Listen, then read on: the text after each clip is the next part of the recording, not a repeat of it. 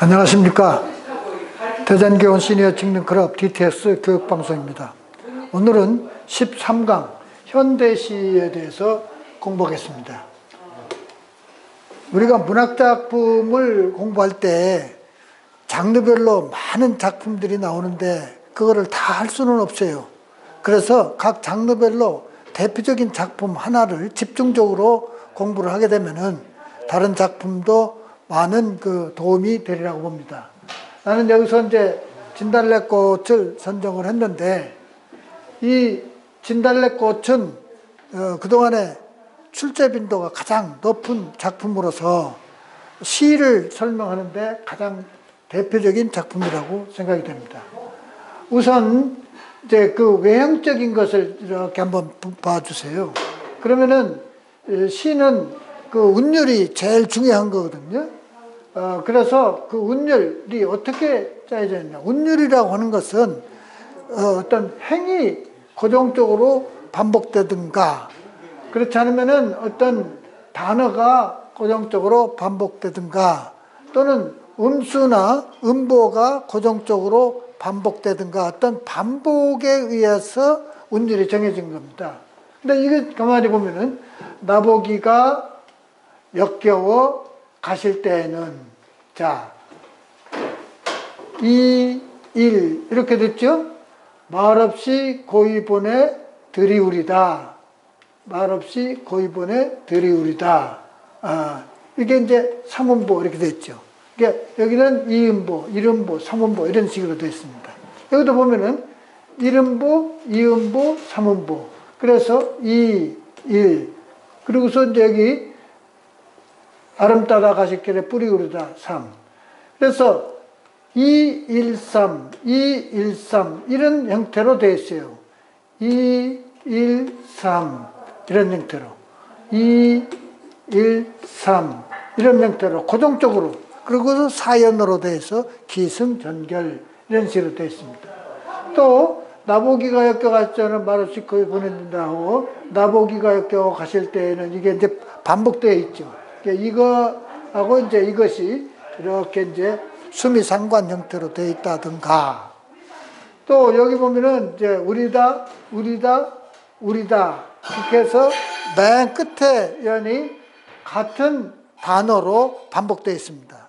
그래서 한시에서 보면은 그 운을 중요시하게 여기는데 두운, 요운, 가군 이렇게 있는데, 이거는 이제 맨 뒤쪽에 있어서 가군 형태를 취하고 있다. 이것도 이 시의 외형상 아주 두드러진 특징이 되겠습니다. 또 하나, 이 삼음보라고 하는 것은 우리 고대 고려 소교에 보면은 가실이 있고 발이고 가실이 있고 이렇게 해서 삼음보로 되어 있다 그랬죠. 332조에.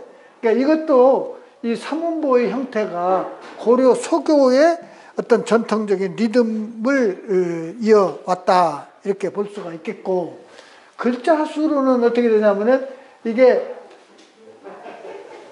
7자, 5자, 그래서 7, 5조를, 시조 같으면은 3, 4조 이렇게 얘기를 하잖아요. 사음보 이렇게 얘기하는데, 고려 소교는 3, 3, 2조의 삼음보 이제 것처럼 이거는 7, 5조의 삼음보 형태를 취하고 있습니다. 그래서 이 시가 또 하나는 전부 고유어로 되어 있죠. 그래서 이 고유, 이제 영변, 약산, 이거는 이제 지명 이름이기 때문에 한자로 쓰면 나머지는 전부 되어 있습니다. 고유어로 되어 있어요. 그래서 전통적인 가락에다가 고유어를 썼을 뿐만 아니라 이 속에 들어있는 정서가 어때요? 임에 대한 어떤 그 간절한 그 소망 같은 것이 잘 나타나 있어요.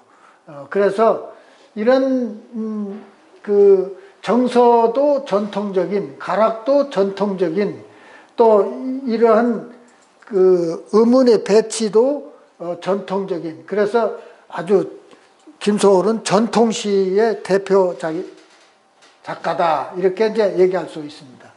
그래서 이런 시가 나왔을 때 이제 시에서 우리가 얘기될 수 있는 것들이 이렇게 10가지 정도가 있습니다. 그래서 음악성, 의미성, 회화성 이것을 시의 3요소라고 그래요. 그러니까 시에서는 가장 중요한 요소다 이 되는데 그 중에서 음악성은 아주 더 중요한 겁니다. 그래서 아주 규칙적인 가락을 통해서 외형률이냐 내재율이냐 음수율이냐 음수 글자 수에 의한 거냐 음성 소리에 의한 것이냐 음이 아까 우리다 어떤 음보 3음보냐 4음보냐 이런 것들이 이제 그 시마다 특징을 가지고 있습니다. 물론 이런 것이 없는 것도 있겠습니다만은 그렇다고 해서 여기에 저촉되지 않은 건 없어요. 없으면 이제 내재율 쪽에 해당이 되겠죠. 의미성은 시 사상이나 작자의 그 생각 같은 것이 이제 주제성이 될 것이고 회화성 이거는 이제 감각적인 표현을 쓰고 있다는 얘기입니다. 그 시적인 형상, 이미지, 심상 같은 얘기입니다만은 이렇게 감각적인 표현을 써서 오각을 통해서 머릿속으로 그것을 영상할 수 있도록 하는 그 수법이 이제 회화성이다 이렇게 얘기할 수 있고 경향상으로는 이게 이제 참여시나 저항시나 주지적이나 서정적이나 이렇게 해서 그 시에서 느껴지는 심리적인 그 반응 이것이 이제 경향상에 해당이 되겠고 미의식은 미적 정서에 해당됩니다. 아주 비장한 각오를 나타내는 거냐 장엄한 우함이 비애미 골개미 풍자미 세태를 풍자한 것이냐에 따라서 그 작품의 미의식이 달라요. 또 표현 기법도 이제 비유 상징 그런데 대부분 현대시는 은유와 상징으로 되어 있습니다. 함축적인 언어를 쓰고 있어요. 그래서 이제 그런 표현 기법을 잘 봐야 그 시를 이해하는 데 도움이 됩니다. 감정이입이라든가 이런 게. 또 어조는 말시예요. 그래서 거기서 쓰고 있는 말이 이제 남성적이나 여성적이나 예를 들어서 이제 이육서라든가 유치한 시 같으면 아주 강한 어조를 많이 쓰고 있고 한영훈이나 김소월 같은 사람은 아주 존칭을 써가지고 여성 편향적인 그 어조를 쓰고 있는데 그런 것들이 그 시에 또 영향을 좌우하곤 합니다. 또 시적 화자로서는 이제 말하는 사람입니다. 대부분 1인칭 주인공으로 이렇게 독백 형태로 되어 있는 게 시의 특징이기도 합니다만은 간혹 이제 예를 들어서 얇은 사 하얀 꽃가른 고이 접은 나빌레라 파리라 승무와 같은 시는 관찰자 입장에서 그 바라보고 있는 그 화자라고 보겠습니다. 또 사조상은 문해사조를 얘기합니다. 이 문해사조가 상당히 다양하게 시대에 따라서 여러 가지로 변천해 왔는데 낭만주의나 환상적이고 판타지적인 심보리즘, 상징주의나 모더니즘, 주지주의나 이상의 오감도 같은 작품은 슈르 리얼리즘이라 그래가지고 초현실주의다 이렇게 합니다. 그래서 시도 그런 사조의 영향을 많이 받고 있고 경향상으로는 이게 이제 순수시나 참여시나 크게 이렇게 두 가지로 나눠져 있습니다. 그래서 앞에서 얘기했던 김소월의 시가 이 10개 중에 어디에 해당되느냐 하는 것들을 이제 대입을 시켜보면은 이제 이해가 좀 쉬우리라고 보겠습니다. 자, 이게 이제 윤동주의 그 서시를 이제 보면은 이것도 출제 빈도가 아주 높은 작품입니다. 죽는 날까지 하늘을 우러러 한 점 부끄러움이 없기를 아주 부끄럼 없는 삶을 살아왔다는 시인의 입새에 이른 바람에도 나는 게 조그마한 잘못도 아주 뉘우치고 반성하고 괴로워했다는 게 별을 노래하는 마음으로 모든 죽어가는 것을 사랑해야지. 그리고 나한테 주어진 길을 걸어가야겠다. 오늘 밤에도 별이 바람에 쏜다. 여기 이제 시로 보면은 이게 이제 1년, 2년 이렇게 되어 있어요. 2년으로 되어 있는데 그런데 내용상 보면은 이게 문장이 3개로 되어 있습니다. 3개로. 그래서 괴로워했다 하면은 이거 이제 과거형을 쓰고 있잖아요. 과거 이렇게 옛날에 잘못된 것을 반성하는 것이고 걸어가야겠다라고 하면은 이제 미래지향적인 그런 의지가 담겨져 있기도 합니다. 오늘 밤에도 별이 바람에 스치운다. 이게 이제 현재 작자가 처해 있는 그런 그 시대를 얘기하고 있어요. 그래서 이런 시를 이러한 식으로 보면은 이제 대체적으로 그 이해하는 데 도움이 될 것이고, 윤동주 각자마다 시인은 각각 다 그 개성이 아주 뚜렷하게 있습니다. 윤동주의 시를 보면은 여기 보면은 하늘, 여기서 쓰는 시들이 바람, 별, 밤 이런 시를 상징적인 시어를 쓰고 있는데, 윤동주의 시는 다른 시도 대부분 그래요. 명암의 대조 형태로 되어 있습니다. 밝고 어두움, 밝은 것은 아주 동경의 세계, 이상의 세계, 순수의 세계이고, 어두운 것은 현실의 그 암담한 현실을 나타내는데, 그러니까 하늘과 별은 밝은 세계이고 바람과 밤은 좀 시련, 어두운 세계죠. 이런 대비 관계를 통해서 작자가 나타내려고 하는 것이 뭐라고 하는 것을 이해할 수가 있겠습니다. 문제를 보면은 이 글에 대한 설명으로 적절한 것은 동일한 구절이 반복적으로 됐다. 여기는 동일한 구절이 반복되어 있지 않아요. 후각적, 뭔가 이미지가, 감각이, 냄새를 나타내는 이런 것이 없고, 소리를 흉내내는 의성어를 쓰고 있는 것이 아닙니다. 의미가 대립되는 시어가 제시되고 있다. 대립적인. 여기서 얘기는 지금 이런 것이 이 하늘과 별과 이제 또 바람과 밤과 이게 대립 관계를 이루고 있다는 얘기입니다. 윤동주의 시를 얘기할 때는 명암의 대비 관계를 잘 파악해 줘야 된다 그랬죠. 기억의 함축적 의미를 설명하는 가장 적절한 것이 어떤 거냐?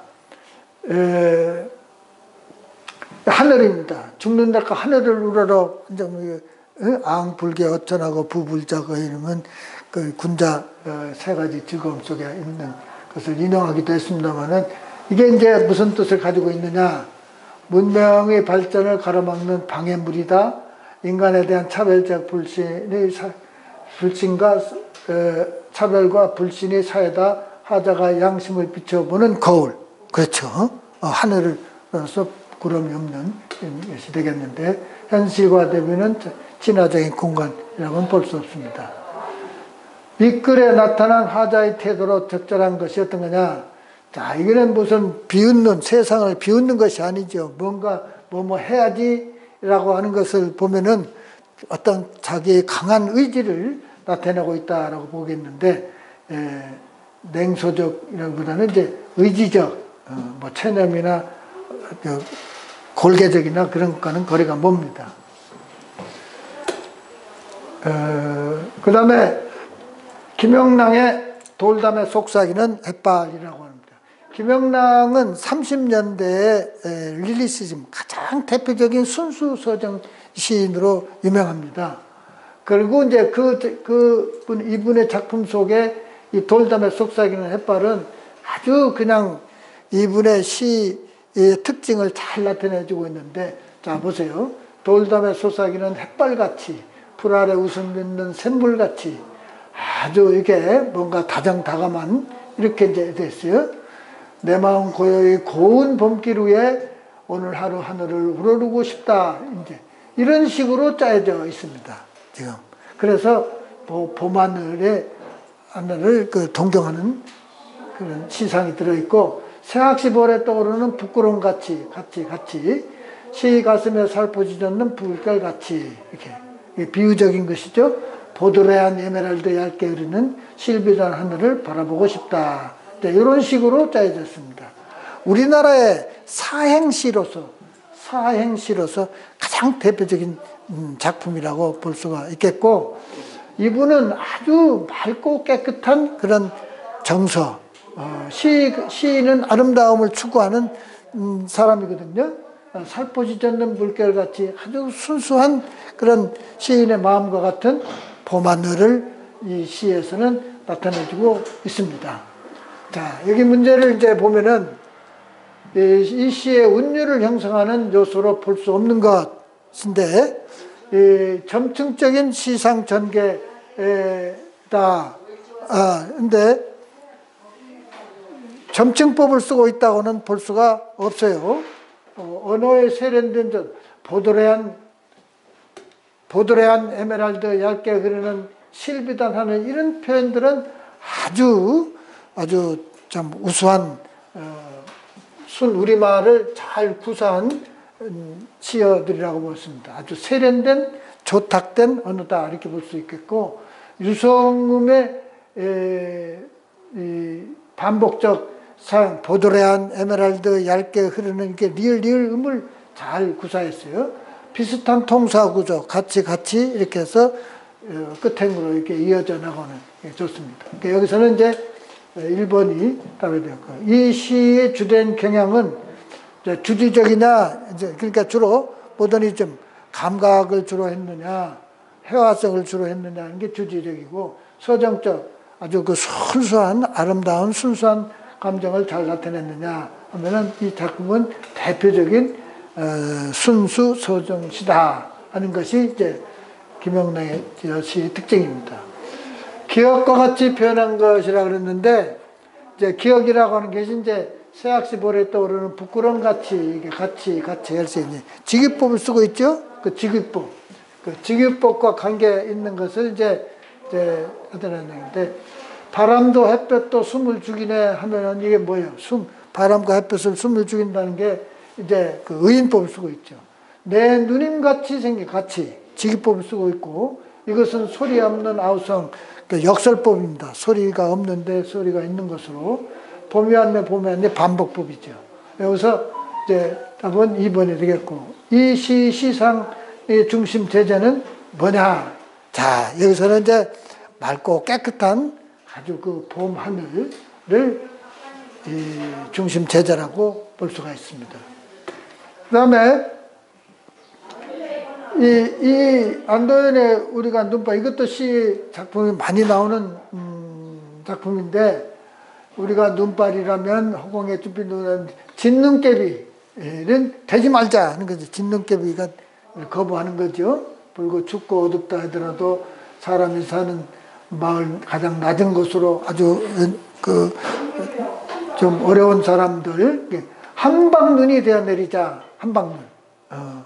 그리고 잠든 이 창가에 편지가 되자, 뭔가 위로를 해줄 수 있는 그런 뜻이고, 새살이 되자, 그러니까 어떤 삶의 희망을 주겠다라고 하는 이런 시어들이 이 시 전체의 어떤 그 시상의 전개에 중요한 역할을 해주고 있어요. 자, 윗글에 대한 설명으로 적절하지 않는 것은 직유법을 쓰고 있다. 직유법이 있어요? 없죠? 청유형 문장을 사용하고 있다. 뭐뭐 되자, 이런 것이 되지 말자, 이런 것이 이제 청유형 형태입니다. 동일한 시행을 반복하고 있다. 이게 보면 되지 말자, 되어 내리자, 형태, 세살이 되자, 이런 그 시어들을 반복해서 쓰고 있습니다. 여기 이제 진눈깨비라든가 쭈삐쭈, 한방눈 이런 것이 좀 시각적 심상으로 되어 있는데, 여기서 관계없는 것은 직유법이 되겠고, 1번이 답이 되겠습니다. 윗글에서 화자가 강조하는 삶의 태도는 뭐냐? 자, 여기는 이제 좀 어려운 사람들에게 뭔가 희망을 주자는 그런 내용으로 되어 있는데, 남의 의견에 흔들리지 말자. 그런 얘기는 없죠. 자연과 공존한다든가 주어진 것에 만족하는 삶을 살자. 뭐 그렇게도 생각할 수 있는데, 그보다도 힘겨운 사람들에게 관심을 갖자.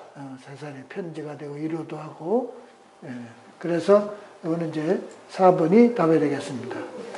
10번에 기억 리을 중 함축적 의미가 다른 것. 지금 제가 동그라미 이렇게 쳐놨는데, 이건 되지 말자는 게 거부하는 것이죠. 이렇게 되어서 이제 한방눈도 되고 편지도 되고 새살이. 요거는 이제 긍정적인 것이 되겠습니다. 이거는 이제 좀 부정적인 의미를 가지고 있어서 이제 1번이 답이 되겠어요. 그 다음에 이육사의 광야가 아주 가장 남성 편향적인 그런 아주 그 의지를 나타낸 건데, 요걸 가만히 보면은 이게 이제 일행, 이행, 삼행, 고정적으로 삼행으로 되어 있는데, 이 삼행, 각 삼행이 이거는 좀 짧고, 좀 길고, 이렇게 되어 있죠.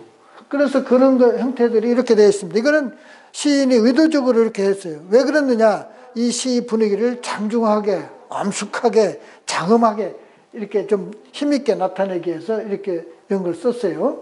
그래서 우리 그 나라가 광야에서부터 이주하면서 오늘날 이런 시대에 처했는데 어떻게 내가 처신할 것이냐 하는 그런 작가의 의지도 이게 잘 담겨져 있다고 보겠습니다.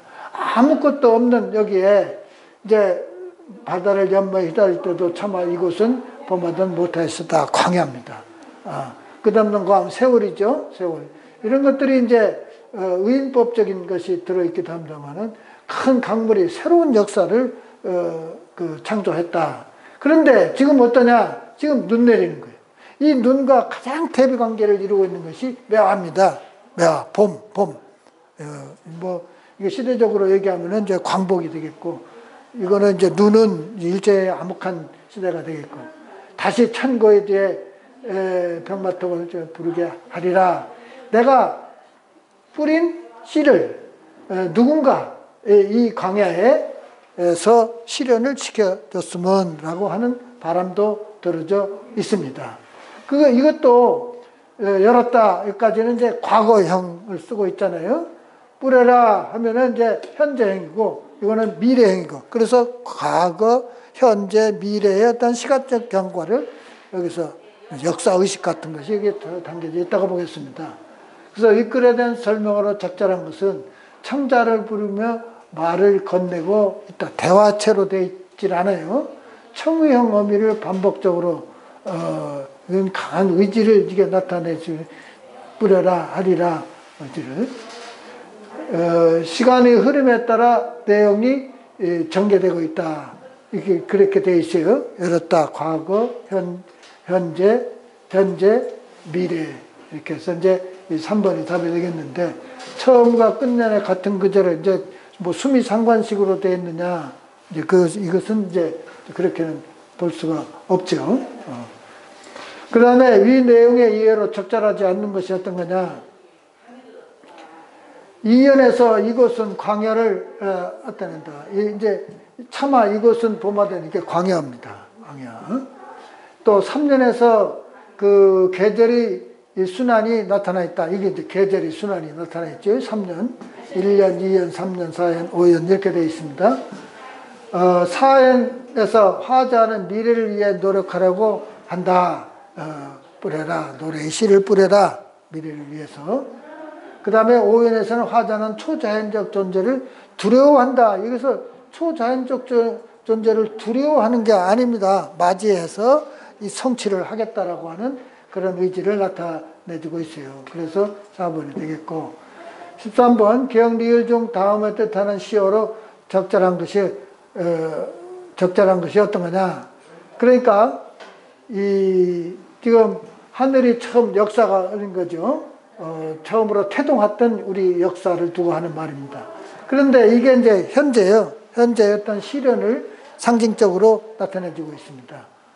백마타고는 초인이 있어 이렇게 했는데, 극복해야 될 시련이다. 어떤 것이냐. 극복해야 될 부정적 현실이며 극복해야 될 시련이다 하는 것은 이게 부정적 현실이며 극복해야 되는 매화 향기로 이렇게 되어 있어요. 그래서 13번은 지금 여기에 3번이 답이 되겠습니다. 이상으로 13강을 마치겠습니다.